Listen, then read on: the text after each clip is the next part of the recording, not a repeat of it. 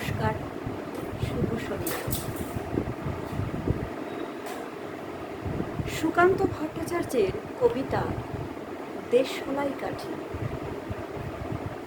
দেশলাই কাঠি যুগে একটা ছোট্ট কাঠি, আমরা অবলীলাক্রমে তা জ্বালিয়ে ছুঁড়ে ফেলে দিই। আমরা কখনো কি তার যে ক্ষমতা কতখানি তা বুঝতে পারি না, বুঝতে চাই। কিন্তু সেই দেশলাই কাঠিও যে জ্বালিয়ে দিতে পারে সমগ্র জগৎকে, তার পরিচয় আমরা বহু ক্ষেত্রেই পেয়ে থাকি। সুকান্ত জীবনমুখী কবি। তিনি জীবনের ভিতরে জাগিয়ে তুলতে চেয়েছিলেন এক সত্তা, এক উন্মাদনা, বিপ্লবের এক জ্বলন্ত প্রতিমূর্তি, যেন দেশলাই কাঠির মতোই সকলের ভিতরে প্রতিবাদের বিপ্লবের ঝড় জেগে ওঠে। সুকান্ত ভট্টাচার্যকে এই কবিতাটি নিবেদন করছি। কবিতা দেশলাই কাঠি।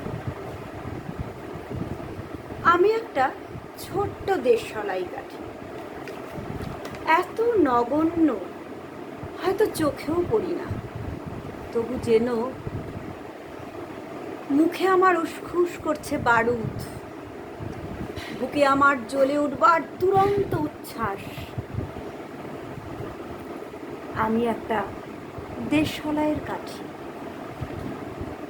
মনে আছে সেদিন হুলুস্থুলু বেঁধেছিল, ঘরের কোণে জ্বলে উঠেছিল আগুন।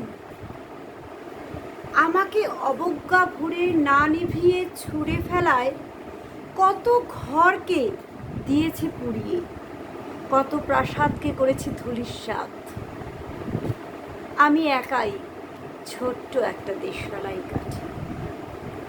এমনি বহু নগর, বহু রাজ্যকে দিতে পারি ছাড় খাড় করে, তবুও অবজ্ঞা করবে আমাদের।